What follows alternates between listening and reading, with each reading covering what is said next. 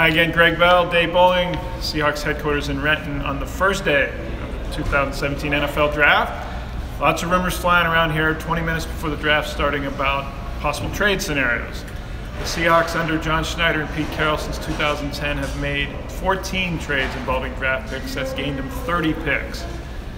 I think if they do it today, they're going to move down, not up. There's been rumors that they might want to jump ahead of Denver to maybe 19 Tampa Bay or 18 at Tennessee to get Garrett Bowles, the offensive tackle from Utah that I've written about all week in his story. He's considered the most athletic left tackle, ready to play now, tackle in this draft.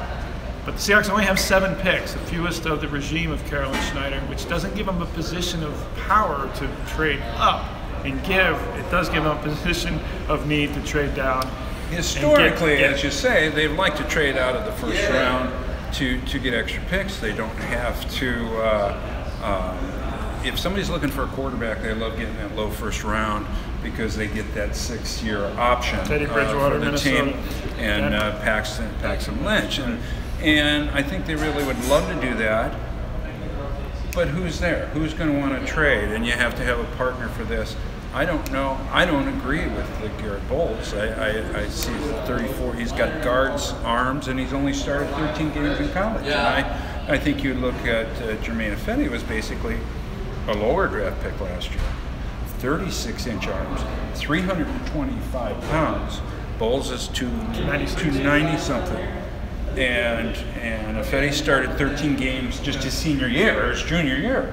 So he had a lot more experience. I think there's, I see Bowles as a project, still a project. We have Chuck Knox behind us. Heck, maybe one of these great running backs falls. I don't think there is anything that we can rule out with the Seahawks. If we've seen anything that we know is they don't care what anybody else thinks. They don't care what anybody else has mocked. They don't care with what any other team, how any other team rates people. It's only how they see them. And I think we'll be in for a number of surprises starting in a couple hours. It's curious to me that it's gotten leaked, and I've heard from 2 or 3 different leak sources, and I've seen it in print as well, that Tom Cable was in Salt Lake City scouting and working out Garrett Bowles as recently as Sunday.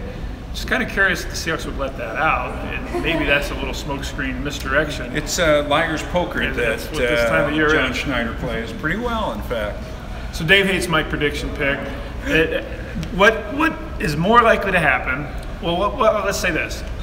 A trigger what can happen, and I think Dave might agree with this, is the quarterbacks. Every year, whether the quarterbacks are strong or weak, every year when a quarterback gets picked high, there's a domino effect through the rest of the first round. If Trubisky goes in the first pick, which I would be shocked, to Cleveland, or even if he goes 12 and then Deshaun Foster, say, goes 13 to Arizona, who needs a replacement for Carson Palmer, that moves others up, and maybe the Seahawks don't have the guy they want. But then that pushes some of the cornerbacks down. The lower the quarterbacks go, the more the cornerbacks and tackles come to the Seahawks. And as much as I have argued for the Seahawks to take offensive linemen for the last 29 drafts, I think this is one where if there's one of the good cornerbacks there, they need to get them. Or maybe the beauty of having their roster aging, as we have discussed, is they don't really have a specific need outweighing all others. They need talented players who are young. John Schneider, we've talked to him. We need to get young, and we need some cap relief. Well, you're going to get the cap relief on a rookie anyway, and you're certainly going to be young. And I think it's going to be an interesting draft this year.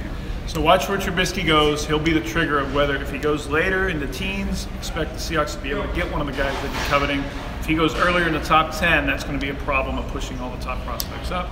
Okay, Dave, you don't do a mock. I'm going to pin you down, though, who the Seahawks take here in about 3 hours. I like Kevin King. I just think he looks so much, the UW cornerback is 6'3", 200 pounds. He is built like Richard Sherman. He looks like Richard Sherman. He plays like Richard Sherman to some extent. And we don't know whether we're going to have the real Richard Sherman here next season or not. Either way, they need another good cornerback. And I think it would be a short commute. They wouldn't have to pay moving expenses for him. Just bring that guy across the lake, and I think that would be a great. That would be an A grade from me. Follow the chat live on thenewstribune.com with Dave and me, and TJ Cotterill, who's on the other side of this camera, and expect around 7:30, 8 o'clock the Seahawks to be picking unless they move up from 26. Thanks for watching.